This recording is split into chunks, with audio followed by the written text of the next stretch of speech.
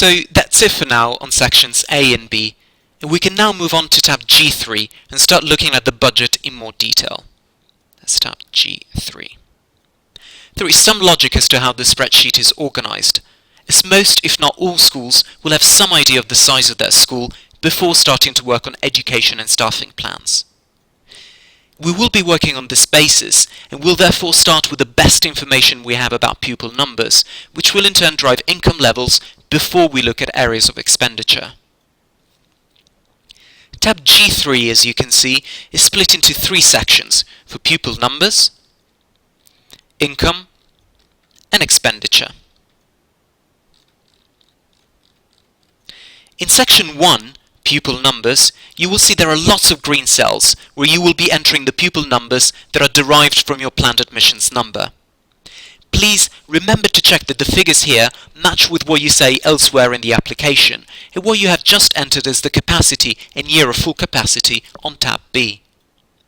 To get an idea of how the spreadsheet works, we can put in one pupil in each of the cells E10, E11, and E12 for the various key stages, and you will see that the spreadsheet is using built-in formulas to calculate the income per pupil in section 2 of the tab.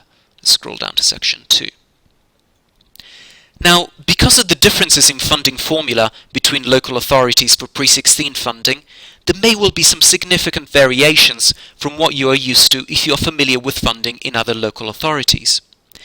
Entering pre-16 pupil numbers in the green cells here also generates the lump sum that is part of the formula in section 2. Let's go back to section 1.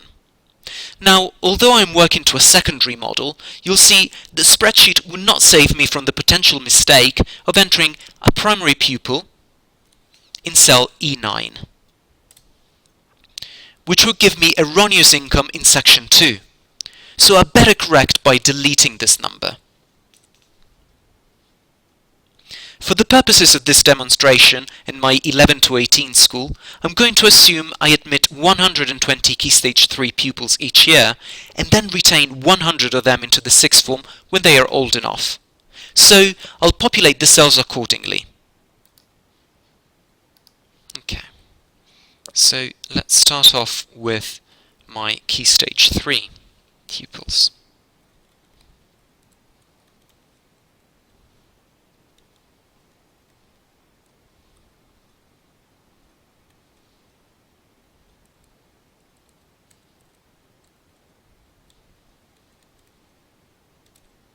Excellent.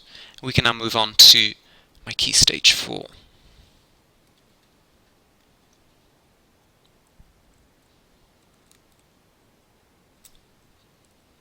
And finally, my sixth form.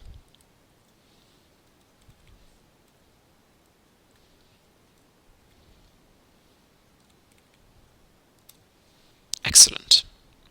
Now, you will see that I am expecting the school to reach capacity in 2021-2022 with both 16 students admitted in 2020.